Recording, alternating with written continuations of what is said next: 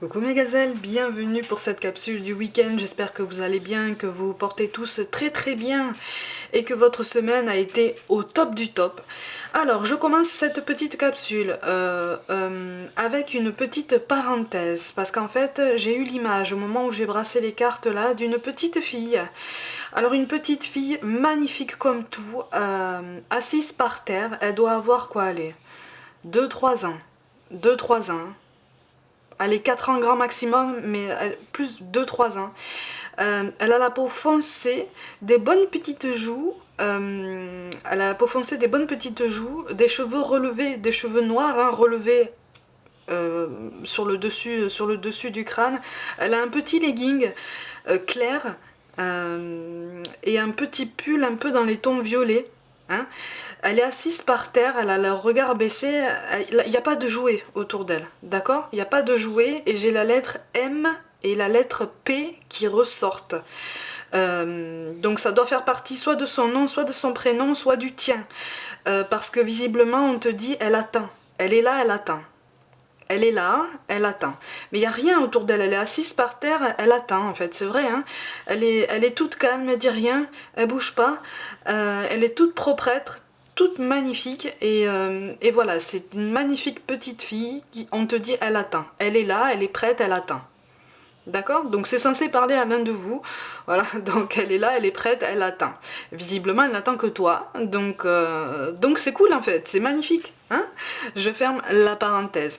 Je rappelle que c'est une guidance générale, donc ça ne parlera pas à tout le monde. Prends vraiment ce qui colle à ta situation personnelle, sans interprétation, puisqu'à partir du moment où tu tombes dans l'interprétation, tu donnes la parole à l'ego. Et donc tu peux donner la parole à des énergies basses aussi, comme de la tristesse, comme de la rancœur, comme de l'incompréhension, comme, tu vois, comme de la colère, comme de la suffisance, tu vois. Donc on prend les choses comme elles viennent et puis on travaille aussi sur soi, d'accord?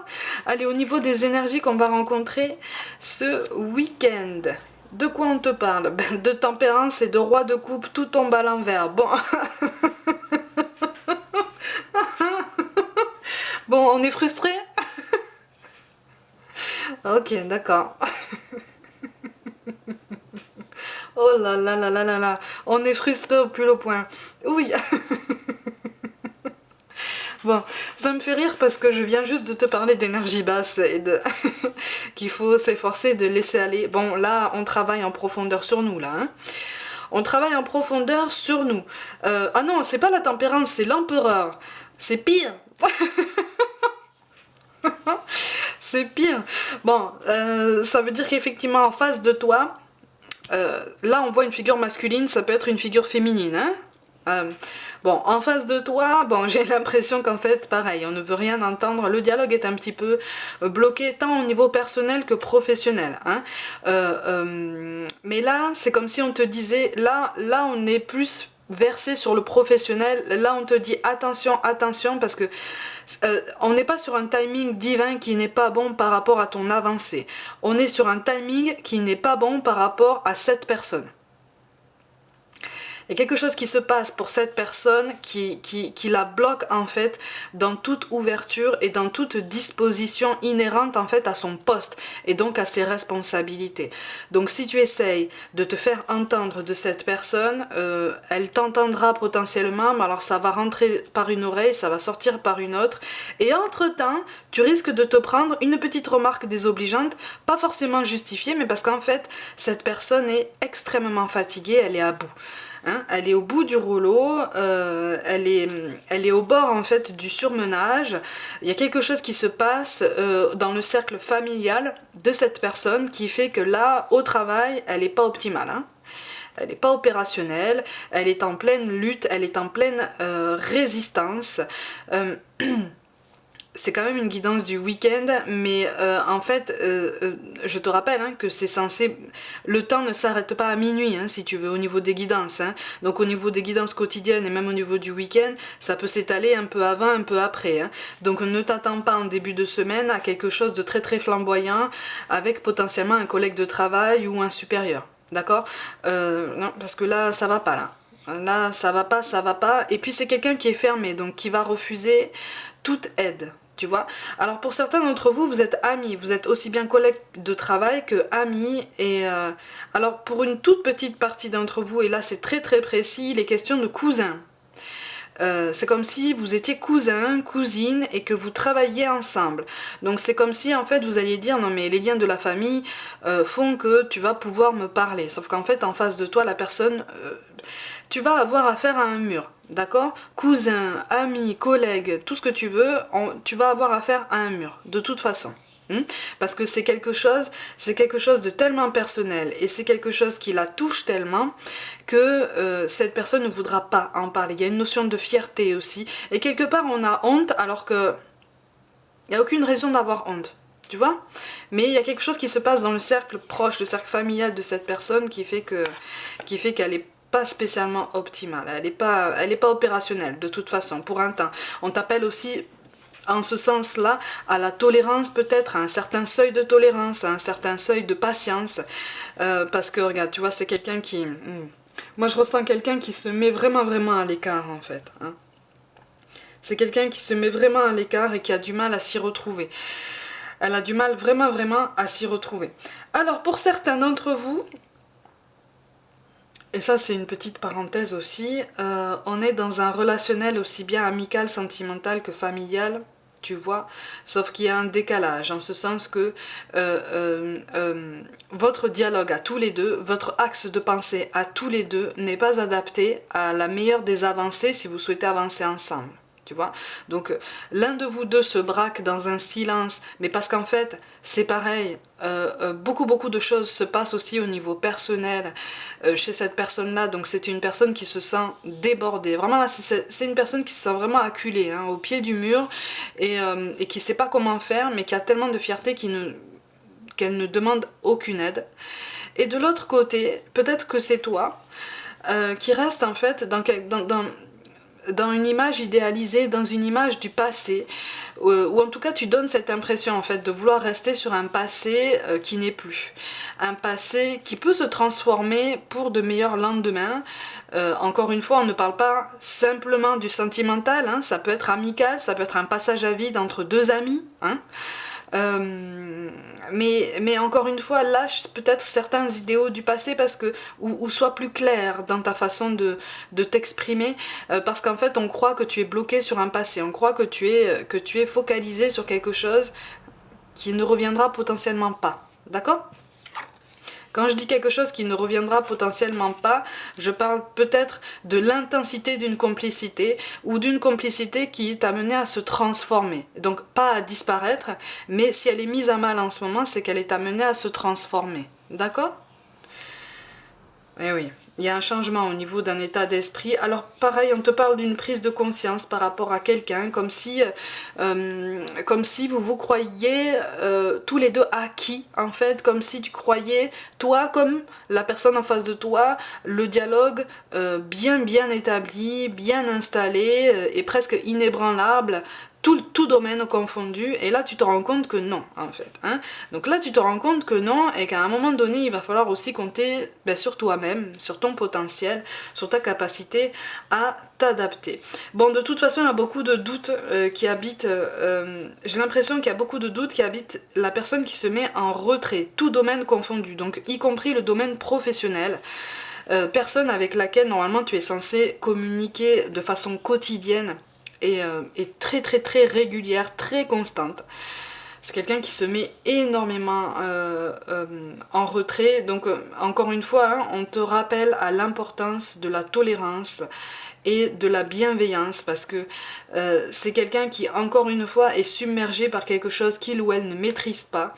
Donc on est dans la lutte en fait, hein. C'est quelqu'un qui lutte, peut-être que c'est toi, hein. Peut-être que c'est toi qui lutte comme ça, qui résiste, qui essaye de s'en sortir et qui a l'impression de stagner. Bon, on te rappelle que de toute façon, dans toute progression, tout domaine confondu, il y a une période de stagnation. D'accord ? Une période où tu as l'impression de stagner, où tu te dis, attends, mais qu'est-ce que je vais devoir transformer, qu'est-ce que je vais devoir faire pour pouvoir avancer. Parce qu'en fait, là, il est question d'une transformation. Alors peut-être qu'il s'agit simplement d'une routine quotidienne ou d'une habitude de travail à moduler, à changer sensiblement, ou peut-être du tout au tout, pour pouvoir rebondir et voir les choses sous un autre angle, d'accord? Mais on est sur un changement positif qui arrive, même si la personne qui se met en retrait a tendance à ne pas y croire, mais c'est quelqu'un qui se ferme à tout dialogue. C'est quelqu'un qui... Ouais. Alors c'est pour ça que je te dis peut-être que c'est toi au niveau professionnel, parce que c'est comme si en fait tu te sentais lésé. Tu vois, comme si tu avais la sensation en fait que tu avais fourni beaucoup d'efforts, que tu avais fourni beaucoup d'attention pour pouvoir t'adapter, beaucoup de force personnelle, beaucoup de force vitale, et qu'en fait en retour tu t'es pris soit un mur, soit un refus, ou un discours en fait qui allait dans ce sens là. Donc en fait c'est comme si tu étais désabusé, ou la personne qui se met en retrait est désabusée, hein. Si c'est pas toi si c'est pas toi qui te mure dans le silence, en fait c'est quelqu'un qui essaye de retrouver son équilibre, mais qui est en colère aussi. C'est quelqu'un qui est animé de beaucoup de colère, de beaucoup de frustration, qui se cherche, hein, mais qui ne s'est pas trouvé, qui n'a pas l'impression en fait d'avoir les pleines commandes sur sa vie.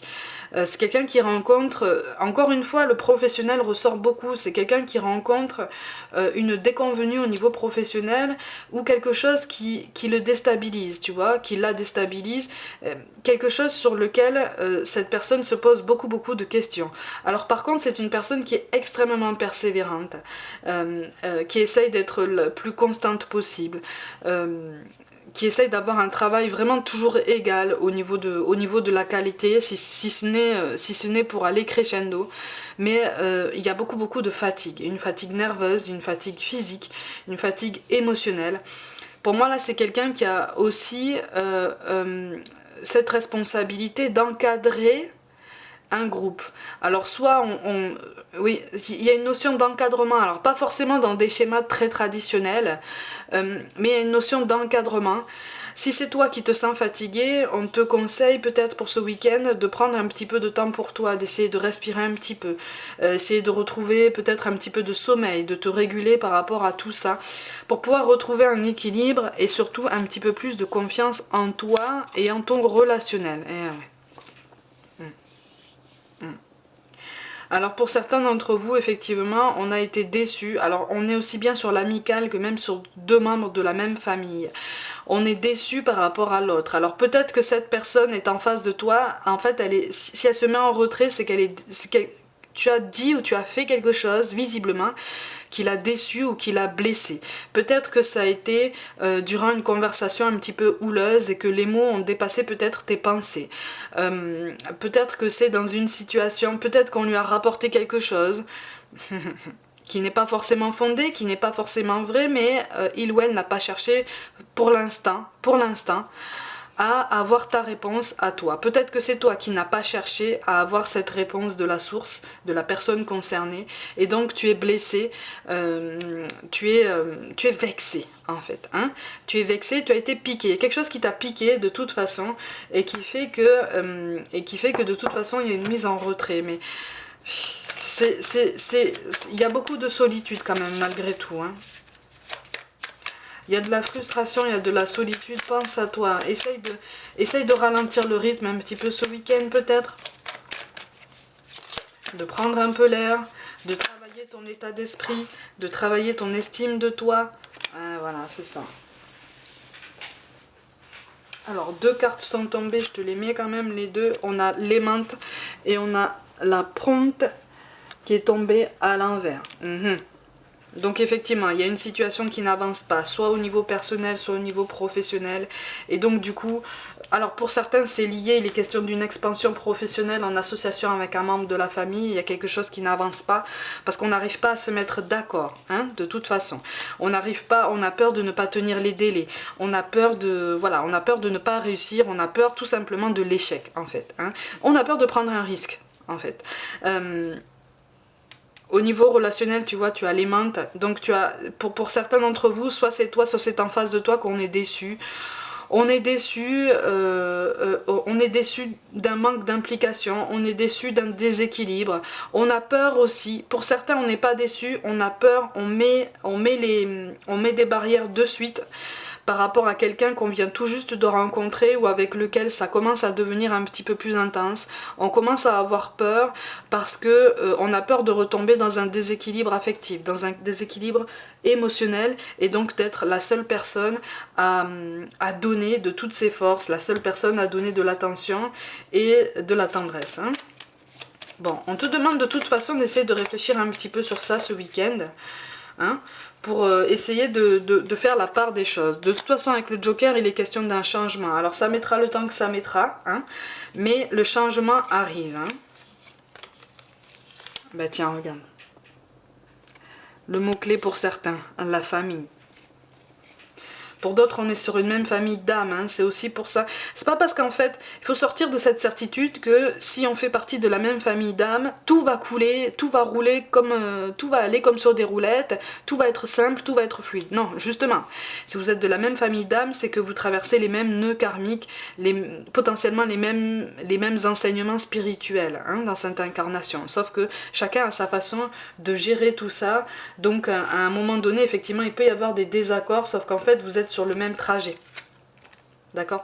Vous êtes sur la même ascension. Il ne tient qu'à vous après de choisir si vous changez certaines choses dans votre vie ou pas. Bon, de toute façon, on te parle de joie, de lumière et du goût de l'effort. Donc, à un moment donné, en fait, on te dit que tes efforts seront récompensés. Hein. Si c'est toi qui t'es mis en retrait par rapport au niveau professionnel, par rapport au niveau... par rapport à une évolution professionnelle, il y a quelque chose qui va se décanter, surtout garde confiance, mais encore une fois on te dit, ce week-end essaye de te recentrer un petit peu plus sur toi et de réfléchir un petit peu sur ce que tu veux changer dans ta vie en fait. Hein. C'est pour ça qu'on te demande de travailler ton ancrage, ta pleine conscience dans ton présent, et donc ta pleine conscience tu peux la travailler en faisant quelque chose qui n'a absolument rien à voir avec le travail, quelque chose qui n'a absolument rien à voir avec la personne à laquelle tu penses, voilà. Prends du temps pour toi. La solitude, ça a du bon aussi. Hein. C'est l'isolement qui n'est pas bon. La solitude, ça a du bon parce que tu fais des choses par toi-même, parce que tu penses à toi, parce que tu respires, et puis surtout tu peux écouter ton silence, tu peux le comprendre, et peut-être qu'à un moment donné, l'ego parlera un petit peu moins fort et l'intuition parlera un petit peu plus fort. Ou en tout cas, tu te donneras le droit d'écouter ton intuition et de te dire, bon maintenant... Ben, je choisis mon bien-être en fait, je choisis d'évoluer, je choisis d'avancer, quels que soient les obstacles, quels que soient les ralentissements. Et de toute façon, si des énergies gravitent autour de moi, d'une façon ou d'une autre, à un moment donné, de toute façon, tu vas être amené à échanger avec ces personnes-là. Donc il va y avoir des réponses, hein, de toute façon. Quel que soit le cas de figure que je viens de t'énoncer, il va y avoir un échange, il va y avoir des réponses, parce que tes efforts et les efforts de la personne en face porteront leurs fruits. D'accord? Même si pour l'instant tu n'as pas l'impression que vous avancez dans la même direction, tant au niveau professionnel que personnel. D'accord? Il y a un changement positif qui s'annonce, mais effectivement c'est quelque chose qui va être plus de l'ordre de la surprise, de l'ordre de l'inattendu, mais quelque chose qui reste de positif, tu vois. C'est en ça qu'on te demande de garder confiance pour pouvoir prendre un petit peu de temps pour toi et respirer un petit peu et faire du clair dans tes pensées, d'accord? Voilà mes gazelles pour cette guidance spéciale week-end. J'espère que je t'ai aidé à y voir un petit peu plus clair au niveau d'une situation, ne serait-ce qu'au niveau de toi-même et de tes ambitions personnelles. Comme d'habitude, prenez soin de vous, croyez en vous. Dites-moi si l'histoire de cette petite fille que j'ai vue là, assise, te parle. C'est censé parler à quelqu'un, hein, mais encore une fois on insiste en te disant, elle est là, elle t'attend, en fait. Elle est là, elle t'attend, elle est toute mignonne, vraiment elle est magnifique. Abonnez-vous à ma chaîne, likez, commentez, n'hésitez pas à partager autour de vous si le cœur vous en dit. Pour toute guidance personnelle, envoyez-moi un mail, rejoignez-moi aussi sur Facebook et surtout sur Instagram où je propose un petit peu plus de contenu qui peut nous aider tous à avancer. Je t'envoie toutes mes pensées, toutes les bonnes vibrations qui me restent en stock et je te dis à très vite.